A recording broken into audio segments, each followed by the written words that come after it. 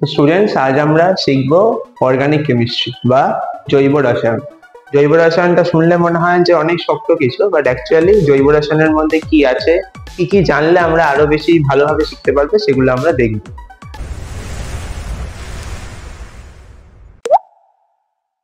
তো অর্গানিক কেমিস্ট্রির মধ্যে সবচেয়ে আগে যেটা জানতে হয় যে অর্গানিক কেমিস্ট্রি মেন এলিমেন্ট বা মেন জিনিসটা কি। তো অর্গানিক কেমিস্ট্রি জানতে গেলে আগে আমাদের মেন এলিমেন্ট জানতে হবে। সেই মেন এলিমেন্টটা হচ্ছে আমাদের কার্বন। অর্গানিক কেমিস্ট্রি বা অর্গানিক কম্পাউন্ডের জন্য সবার আগে আমাদের কার্বনকে চেনা দরকার, কারণ অর্গানিক কেমিস্ট্রির মেন মাথা হচ্ছে কার্বন। এই কার্বনের সঙ্গে দুটো অন্য এলিমেন্ট থাকে যারা কার্বনের সঙ্গে অল টাইম লেগে থাকবে বা কার্বনের সঙ্গেই একসঙ্গে থাকবে। সেটা হচ্ছে একটা হচ্ছে আমাদের হাইড্রোজেন এবং আরেকটা হচ্ছে আমাদের অক্সিজেন। জেনারেলি কি হয় না, এই কার্বন, হাইড্রোজেন আর অক্সিজেন এই তিনটে একসঙ্গে কম্বাইন করে বিভিন্ন অর্গানিক কম্পাউন্ড বা জৈব যৌগ তৈরি করে। তো এবার আমাদের দেখতে হবে যে জৈব যৌগ জিনিসটা আসলে কি। যদি আমরা এরকম বলি যে অনেক হয়তো বলতে পারে যে কার্বন, হাইড্রোজেন আর অক্সিজেন যদি নিই তাহলে আমাদের একটা এরকম যৌগ তৈরি হয় যাকে আমরা বলবো হচ্ছে কি, ধরো আমরা বললাম কার্বনিক অ্যাসিড। তাহলে কার্বনিক অ্যাসিড কিরাম লিখবো? H2CO3, এটা আমাদের কার্বনিক অ্যাসিড। তাহলে এই কার্বনিক অ্যাসিডের মধ্যে আমাদের এই তিনটে পার্টি আছে, হাইড্রোজেনও আছে, কার্বনও আছে, অক্সিজেনও আছে। আবার যদি এই কার্বন, হাইড্রোজেন আর অক্সিজেন এই তিনটেকে সঙ্গে নিয়ে যদি আমরা এটা লিখি যে CH3OH, দুটোর ব্যাপারে আমরা এখনো জানি না, জাস্ট আমরা লিখে দেখছি। তাহলে এই CH3OH এর মধ্যেও কি আছে? কার্বন আছে, হাইড্রোজেন না অক্সিজেন আছে, কিন্তু এর মধ্যে কোনটা জৈব যৌগ যদি জিজ্ঞেস করা হয় তাহলে সেটা তো দেখেই রকম ভাবে বলা যাবে না। তো তার জন্য অনেক জিনিস জানতে হবে। বেসিক্যালি দেখতে গেলে H2CO3 হচ্ছে, আমরা কি জানি, এর নাম হচ্ছে কার্বনিক অ্যাসিড। এখানে কার্বন, হাইড্রোজেন, অক্সিজেন একসঙ্গে থাকলেও এটা কোনো জৈব যৌগ না, এটা অজৈব যৌগ বা ইনঅর্গানিক কম্পাউন্ডস। তাহলে এটা আমরা কি বললাম? এটা হচ্ছে আমাদের একটা ইনঅর্গানিক কম্পাউন্ডস। কেন সেটা আমরা পরে আসবো, যখন জানবো তখন বুঝতে পারবো। আর CH3OH যেটা বললাম, এটাকে আমরা বলতে পারি এটা হচ্ছে একটা অ্যালকোহল, যার নাম হচ্ছে আমাদের, এটার নাম হচ্ছে মিথাইল অ্যালকোহল। এবং এটা অ্যাকচুয়ালি একটা জৈব যৌগ। তো জৈব যৌগকে এবার চিনতে গেলে সবার আগে কার্বনকে এবার ভালো করে চিনে নিতে হবে। আমরা আগে কি করে এসেছি যে কার্বনের পরমাণুর সংখ্যা বা অ্যাটমিক নাম্বার হচ্ছে 6। তাহলে সেই 6 কে বেস করে আমরা কি জানি যে 6টা ইলেকট্রন বাইরে থাকে, 6টা প্রোটন নিউক্লিয়াসের ভেতরে থাকে। সেই ইলেকট্রনের বেসিসে আমরা ইলেকট্রনিক কনফিগারেশন জানি। তো সেই কনফিগারেশন ওয়াইজ যদি আমরা সাজাই তাহলে কি দেখতে পাবো না, এই হচ্ছে কার্বন যার অ্যাটমিক নাম্বার হচ্ছে 6। তাকে যদি আমি সেল ওয়াইজ সাজাই তাহলে দেখবো আমাদের সবার ফার্স্টে যে সেলটা আসে যাকে বলে কে সেল, কে সেলে থাকে দুটো। তারপর যে সেলটা আসবে সেটা হচ্ছে এল সেল, এল সেলে থাকবে হচ্ছে 4টে। কার্বনের ক্ষেত্রে একমাত্র তাহলে কি হচ্ছে, এল সেলটা আমাদের সবচেয়ে বাইরের সেল। আবার আমরা এটা জানি, যেটা আমরা পর্যায় সারণীতে পড়ে এসেছি, যে নোবেল গ্যাসের ক্ষেত্রে যে কোনো নোবেল গ্যাস যেগুলো হয় তাদের সবচেয়ে বাইরের সেলে সবসময় সর্বাধিক 8টা ইলেকট্রন থাকে, এবং 8টা থাকলেই সে নোবেল গ্যাসগুলো কি করে, সুস্থিত ইলেকট্রন বিন্যাস বা স্টেবল ইলেকট্রনিক কনফিগারেশন লাভ করে।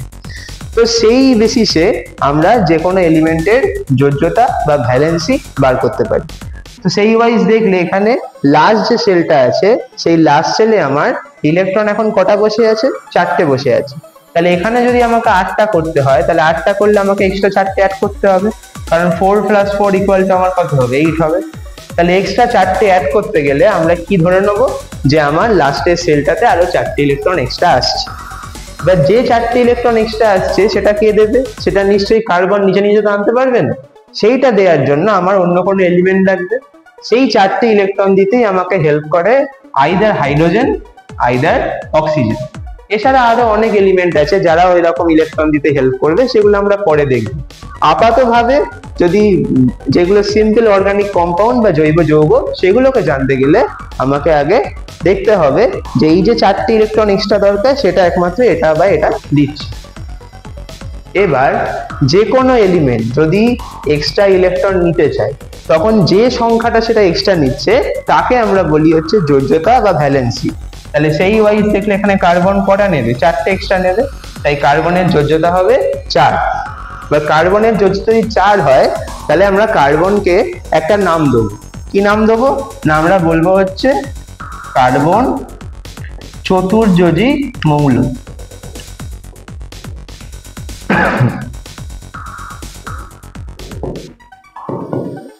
বা আমরা এটা বলতে পারি কার্বন হচ্ছে একটা টেট্রাভ্যালেন্ট এলিমেন্ট। এবার এই টেট্রাভ্যালেন্ট হয়ে লাভটা কি হবে? চতুর্যোজী তো আমরা বলে দিলাম। এই চতুর্যোজীর মানে কি?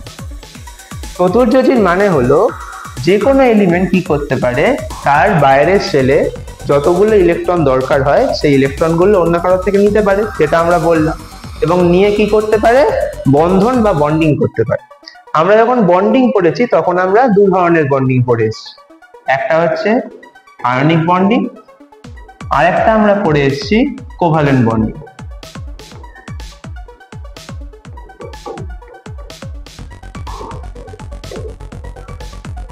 আমরা সকলে জানি কি যে কার্বন কি করতে পারে? আয়নিক বন্ডিং কারা করে? যারা একমাত্র ইলেকট্রন পুরোপুরি শেয়ার করে দিতে পারে, মানে ইলেকট্রন সম্পূর্ণভাবে অন্য কাউকে দিয়ে দেয়, তারা আয়নিক বন্ডিং করতে পারে। কিন্তু কার্বন সেই গ্রুপে পড়ে না। কার্বন কি করে? না কার্বন তার বাইরের শেলে যে 4টে দরকার সেই 4টে কারোর থেকে নেয় বা নিজে ইলেকট্রন দিয়ে শেয়ার করে সমযোজী বন্ধন বা কোভালেন্ট বন্ড তৈরি করে। তো কোভালেন্ট বন্ড তৈরি করলে যেটা হয়, ধরা যাক কার্বন হাইড্রোজেনের সঙ্গে কোভালেন্ট বন্ডিং এ পার্টিসিপেট করছে। তাহলে পার্টিসিপেট করলে কি হবে? হাইড্রোজেনের তো আমরা কি জানি, একটাই সেল আছে, একটা সেলই হচ্ছে কে সেল, একটা ইলেকট্রন, তাহলে কে তে 1 বসে গেল। এদিকে কার্বনের আমরা কি রেখেছি? কার্বনের আমরা দেখেছি হচ্ছে কার্বনের 6টা, মানে লাস্ট সেলে 4টে আছে। তা সেটাকে যদি কার্বন এবার হাইড্রোজেনকে ধরতে চায়, তাহলে কিভাবে ধরবে? না কার্বন তাহলে কি করবে? না এই যদি আমার একটা কার্বন হয়, তাহলে কার্বনের কটা আছে? এই একটা আছে, দুটো আছে, তিনটে আছে, 4টে আছে, এই 4টে ইলেকট্রন আছে। তাহলে এই 4টে ইলেকট্রন দিয়ে তো 8টা করতে পারবে না। তাহলে 8টা করলে কি করতে হবে? না এই 4টের জায়গায় আরো 4টে নিতে হবে।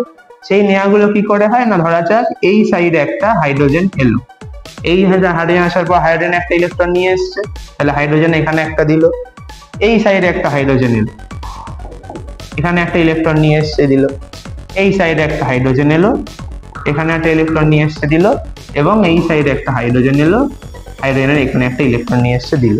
তাহলে এবার গুনলে কি পাওয়া যাবে? 1 2 3 4 5 6 7 8। অর্থাৎ কার্বন এখন স্টেবল শেল অ্যাটেন্ড করেছে, তার বাইরের শেলে 8টা হয়ে গেছে। এই 8টা করতে কে হেল্প করেছে? হাইড্রোজেন হেল্প করেছে। এটাকে যদি আমরা বন্ডিং দিয়ে দেখাই, মানে হাত লাগিয়ে দেখাই, তাহলে কি করে দেখাবো? না এই হচ্ছে আমার কার্বন, এইখানে দুটো ইলেকট্রন আছে, মানে একটা বন্ড তৈরি করেছে, তাহলে নিচে একটা হাইড্রোজেন হবে। এইখানে দুটো ইলেকট্রন, তাহলে একটা বন্ড, তাহলে এখানে একটা হাইড্রোজেন হবে। এইখানে দুটো করেছে, তাহলে এখানে একটা হাইড্রোজেন হবে। এইখানে দুটো করেছে, তার মানে উপরে একটা হাইড্রোজেন হবে। এইভাবে কার্বন 4টে কোভালেন্ট বন্ডিং 4টে হাইড্রোজেনের সঙ্গে করেছে। এটাকে যদি আমরা ফর্মুলা দিয়ে লিখি, তাহলে কি লিখবো? না এটাকে আমরা লিখবো হচ্ছে CH4। তো সেরকম ভাবে কার্বন কি করতে পারে? অক্সিজেনের সঙ্গে এরকম বন্ধন করতে পারে। তো এই CH4 থেকে আমরা কি দেখলাম? CH4 থেকে আমরা এটা দেখলাম যে কার্বন যেহেতু চতুর্যোজী, সেই জন্য কার্বন কটা হাত দেখিয়েছে? 4টে হাত দেখিয়েছে। অর্থাৎ কার্বন 4টে হাতের মাধ্যমে যে কোনো এলিমেন্টকে, এখানে হাইড্রোজেনকে জয়েন করিয়েছে, জয়েন করে একটা যৌগ তৈরি করেছে। তো এবার আমরা জানবো কি CH4 এর নাম কি? CH4 এর নাম আমরা জানি হচ্ছে, একে বলা হয় মিথেন। এই মিথেন যৌগটি হচ্ছে সমস্ত জৈব যৌগ, যত অর্গানিক কম্পাউন্ড আছে তার মধ্যে সব থেকে সিম্পলেস্ট বা সব থেকে সরলতম যদি যৌগ কোনো বলি, তাহলে সেটা হচ্ছে আমাদের মিথেন। তো এখান থেকে তাহলে দুটো জিনিস জানা গেল। একটা কি জানা গেল? না প্রথমে যেটা আমরা জানতে পেরেছি যে কার্বন 4টে যোজ্যতা দেখায়,